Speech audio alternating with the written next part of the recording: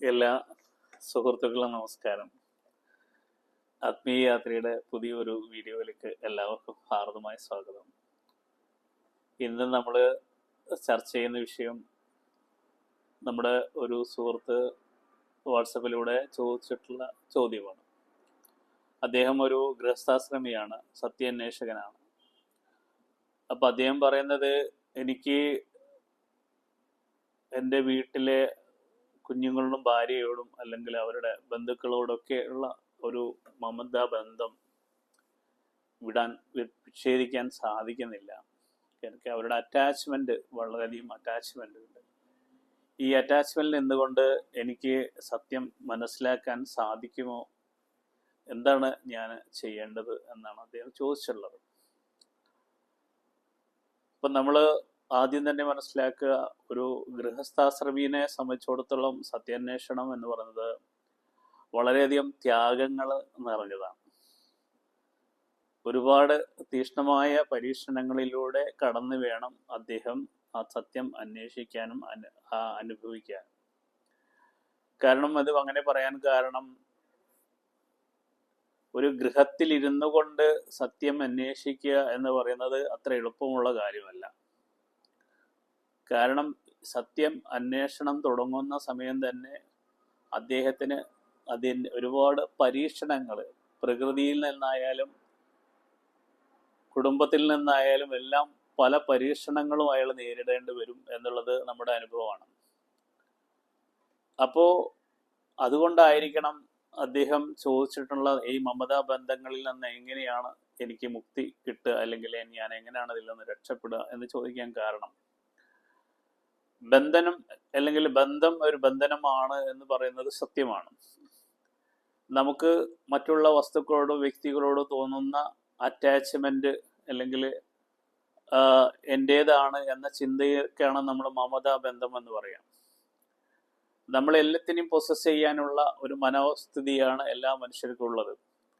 ഇപ്പം നമ്മൾ വിവാഹം കഴിച്ചാൽ എൻ്റെ ഭാര്യ, അതിൽ കുട്ടികളുണ്ടായാൽ എൻ്റെ മക്കൾ, എൻ്റെ മകൾ, എൻ്റെ മകൻ, അല്ലെങ്കിൽ നമ്മളൊരു ആളുടെ മകനായ മകളോ ജനിച്ചാൽ എൻ്റെ അച്ഛൻ, എൻ്റെ അമ്മ എന്ന് നമ്മൾ നമ്മുടെ മാതാപിതാക്കളെ പറയും. എല്ലാം എൻ്റേത് എന്ന് കൂട്ടിയിട്ടാണ് നമ്മൾ സംസാരിക്കുക.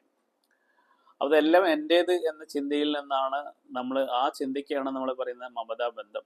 അവിടെ ഒരു അറ്റാച്ച്മെന്റ് ഉണ്ട്. ഈ അറ്റാച്ച്മെന്റ് ഉള്ളത് എന്തുകൊണ്ടാണെന്ന് വെച്ചാൽ നമ്മുടെ അജ്ഞത കൊണ്ടാണ് നമുക്ക് ഈ അറ്റാച്ച്മെന്റ് ഉണ്ടാകുന്നത്. ഒരു കുഞ്ഞിനെ നമ്മൾ ജന്മം കൊടുക്കുമ്പോൾ എൻ്റെ കുഞ്ഞാണ് എന്ന ചിന്ത വരുന്നത്, ഞാനാണ് അതിൻ്റെ കർത്താവ് എന്നുള്ള, സൃഷ്ടികർത്താവ് എന്ന ചിന്തയിൽ നിന്ന് വരുന്നതാണ്.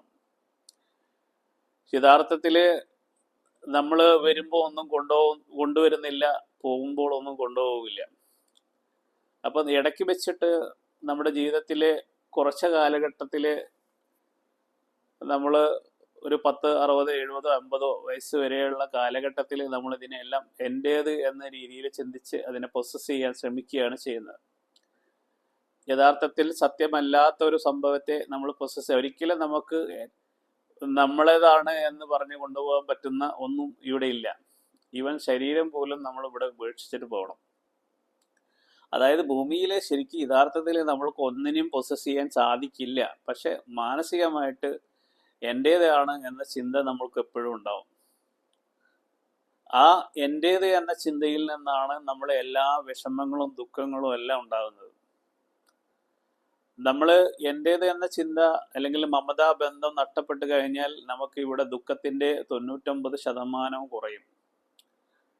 കാരണം നമ്മളെ വേണ്ടപ്പെട്ടവരെ, ഉദാഹരണമായിട്ട് നമുക്ക് വേണ്ടപ്പെട്ടവരാൽ മരണപ്പെട്ട് കഴിഞ്ഞാൽ വളരെയധികം ദുഃഖം ഉണ്ടാവും. എൻ്റേത് എന്ന ചിന്തയിൽ നിന്ന് വരുന്നതാണത്. കാരണം അത് വികാരങ്ങൾ കൊണ്ടാണ് ഉണ്ടാവുന്നത്.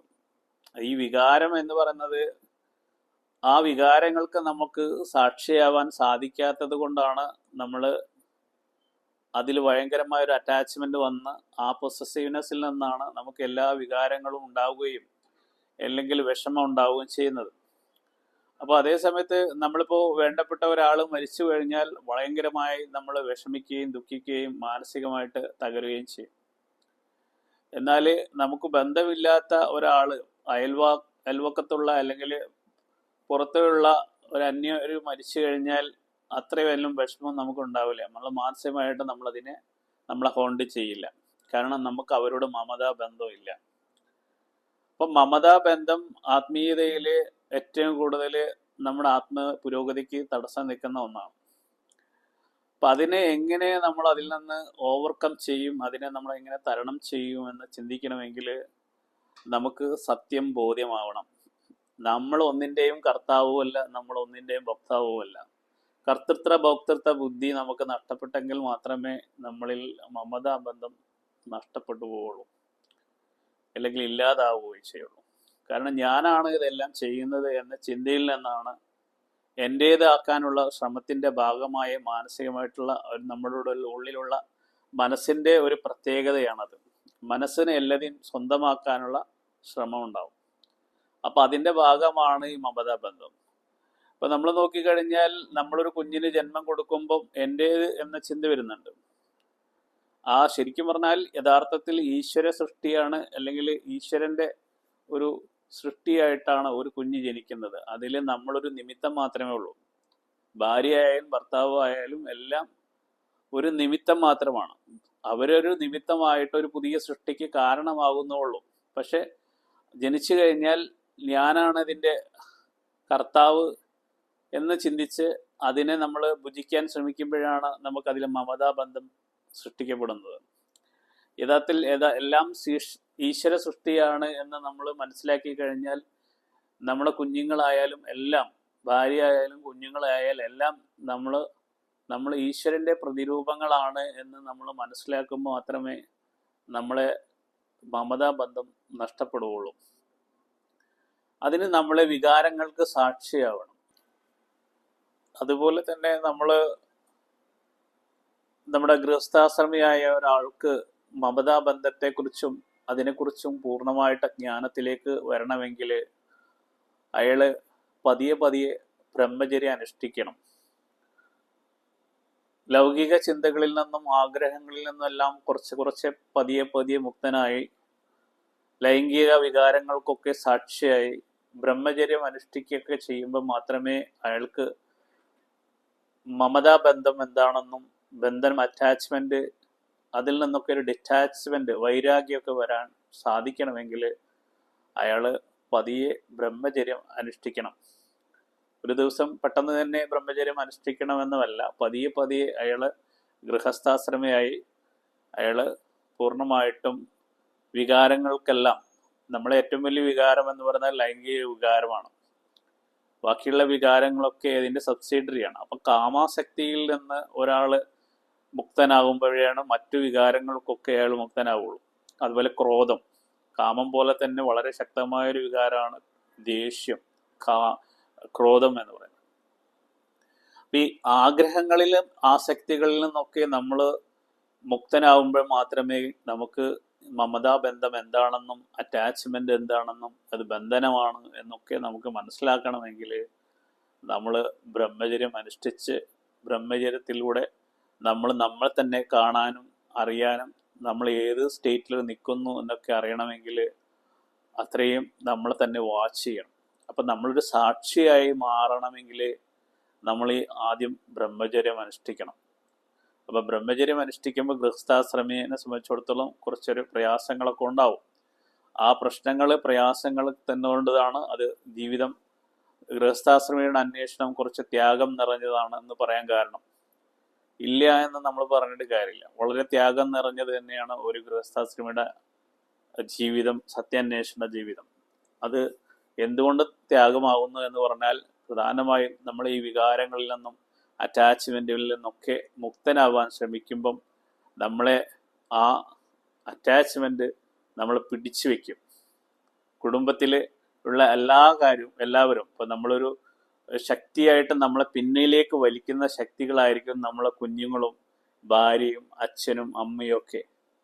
അതായത് നിങ്ങളെ ഞങ്ങൾ വിടില്ല എന്ന രീതിയിലേക്ക് ശക്തമായി പിടിക്കുന്ന, കാരണം ഇത് ഭൗതികമായ വ്യക്തി അല്ലെങ്കിൽ ഈ ഭൂമിയിലുള്ള ഭൗതികമായ കാര്യങ്ങളെല്ലാം സത്യമല്ല, ഇത് വെറും ഭ്രമമാണ് എന്ന അവസ്ഥയിലേക്ക് നമുക്ക് മനസ്സിലാവണമെങ്കിൽ ആ മനസ്സിലാകുന്ന മൊമെന്റിൽ അതിനെ പൂർണ്ണമായ ശക്തിയുക്തം പ്രകൃതി അതിനെ ഉള്ളിലേക്ക് പിടിക്കാൻ ശ്രമിക്കും. എന്നാൽ നമ്മൾ അതിൽ നിന്ന് വഴുതി പതുക്കെ മാറാം. അതാണ് ത്യാഗം എന്ന് പറയുന്നത്. അവിടെ ഒരുപാട് പ്രയാസങ്ങൾ നമ്മൾ അതിൻ്റെ ഇടയ്ക്ക് നമ്മൾ അനുഭവിക്കും. പ്രകൃതി ഇങ്ങോട്ട് വലിക്കും, നമ്മൾ ഇങ്ങോട്ടും വലിക്കും. അപ്പോൾ രണ്ട് രീതിയിലുള്ള രണ്ട് ധ്രുവങ്ങളിലേക്കുള്ള ഒരു പ്രയാണമാണ് ആത്മീയത എന്ന് പറയുന്നത്. അപ്പം അത്രയും ത്യാഗങ്ങൾ നമ്മൾ സഹിക്കേണ്ടി വരും. ആ പ്രകൃതി നമുക്ക് വേണ്ടി ഒരുപാട് പരീക്ഷണങ്ങളോട് തരും. അപ്പോൾ ആ പരീക്ഷണങ്ങളൊക്കെ നമ്മൾ നേരിടാനും തയ്യാറാവണമെങ്കിൽ നമ്മളിൽ പൂർണ്ണമായ ബ്രഹ്മചര്യം ഉണ്ടാവണം. അപ്പോഴേ അത്രയും നമുക്കത് സഹിക്കാനും ക്ഷമിക്കാനും സഹിഷ്ണുത ഒക്കെ ഉണ്ടാവുള്ളൂ, ടോളറൻസ് ഉണ്ടാവുള്ളൂ. അപ്പം മമതാ ബന്ധത്തിനെ കുറിച്ചിട്ടാണ് നമ്മൾ ഇന്ന് സംസാരിച്ചത്. അപ്പോൾ ഈ കാര്യങ്ങളൊക്കെ വ്യക്തമായി ശ്രദ്ധിക്കുക, ബ്രഹ്മചര്യം അനുഷ്ഠിക്കുക. ഗൃഹസ്ഥാശ്രമിയാണെങ്കിൽ പോലും പതിയെ ബ്രഹ്മചര്യത്തിലേക്ക് വന്ന് കാര്യങ്ങളെല്ലാം മാറി നിന്ന് സാക്ഷിയായി നോക്കി നിൽക്കാൻ സാധിക്കട്ടെ. ഇത്രയും പറഞ്ഞുകൊണ്ട് ഞാൻ ഈ വീഡിയോ ഇവിടെ ചുരുക്കുന്നു. എന്നെ ശ്രമിച്ച എല്ലാവർക്കും നന്ദി. ഒരിക്കൽ കൂടി നമസ്കാരം.